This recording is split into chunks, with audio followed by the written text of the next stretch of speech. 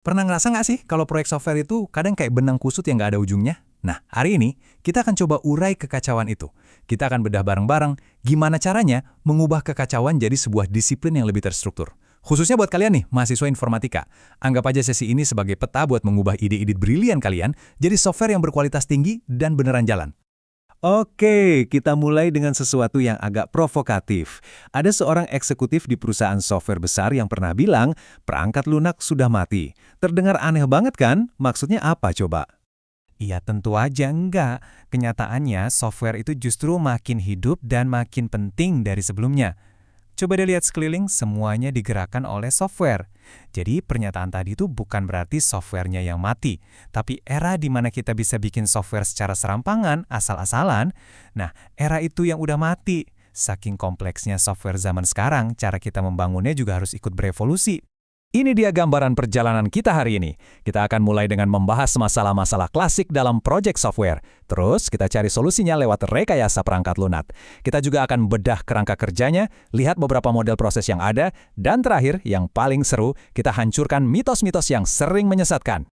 Oke, bagian pertama, masalah-masalah abadi dalam proyek software. Yuk kita jujur-jujuran. Mau itu tugas kuliah, proyek sampingan, atau bahkan kerjaan, pertanyaan-pertanyaan berikut ini pasti kedengeran familiar banget. Nah, ini dia pertanyaan sejuta umat. Kenapa sih bikin software itu lama banget selesainya?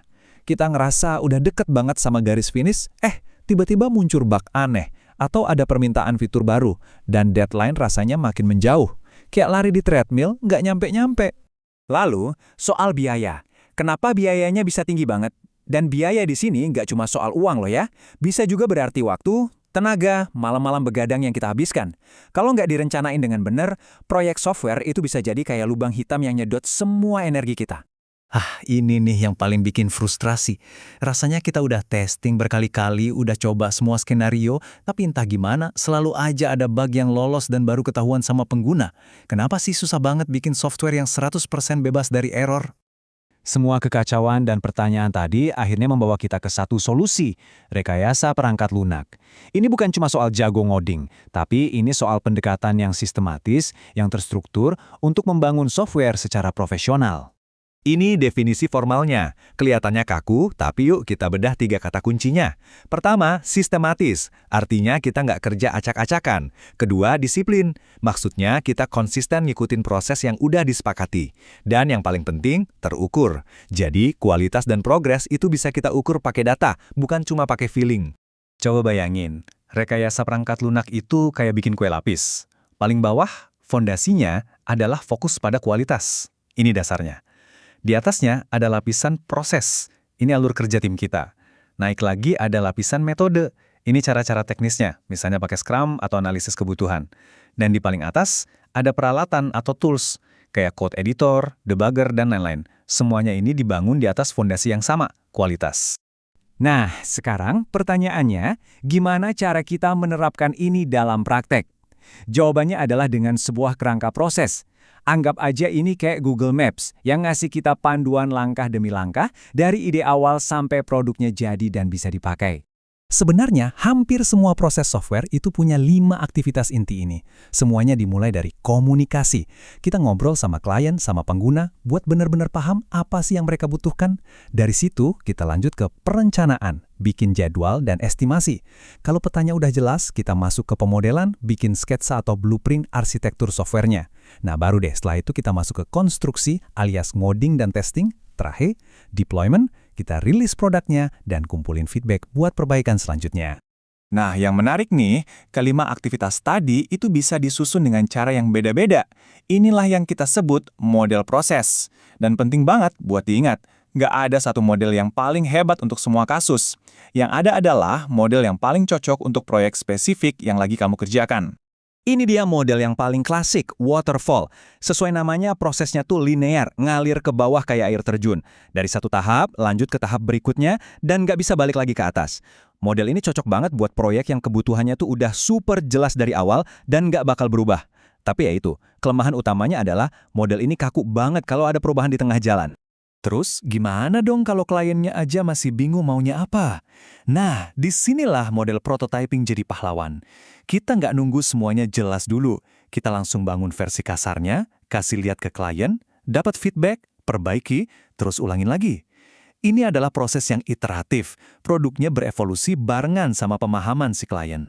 Oke, ini poin yang krusial banget dan harus hati-hati. Bahaya terbesar dari model prototyping adalah ketika klien atau bos kita ngelihat prototype yang udah bisa diklik-klik, terus mereka mikir, wah udah hampir jadi nih, tinggal rapihin dikit aja. Padahal, di belakang layar, prototype itu seringkali dibangun dengan banyak jalan pintas. Ingat ya, tujuan prototype itu untuk belajar dan mendefinisikan kebutuhan, bukan untuk dirilis jadi produk akhir.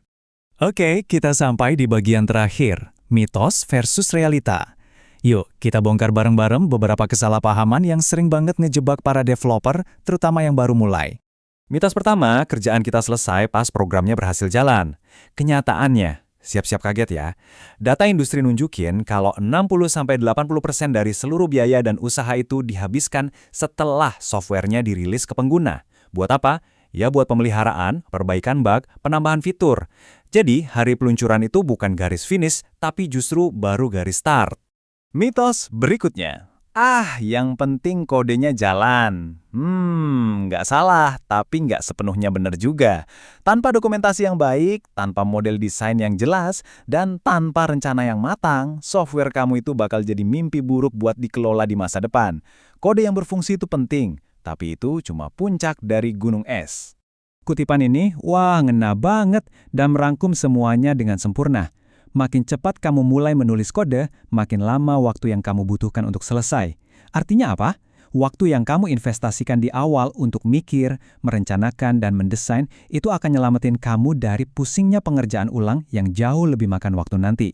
Oke, jadi apa nih kesimpulan yang bisa kita ambil? Pertama, rekayasa perangkat lunak itu adalah soal disiplin untuk mengubah kekacauan jadi kualitas. Kedua, selalu ingat 5 aktivitas inti. Komunikasi, perencanaan, pemodelan, konstruksi, dan deployment. Ketiga, pilih model proses yang paling pas buat proyekmu, jangan asal pukul rata. Dan yang terakhir, ingat, membangun software itu lari maraton, bukan sprint. Pekerjaan yang sesungguhnya justru baru dimulai setelah rilis pertama.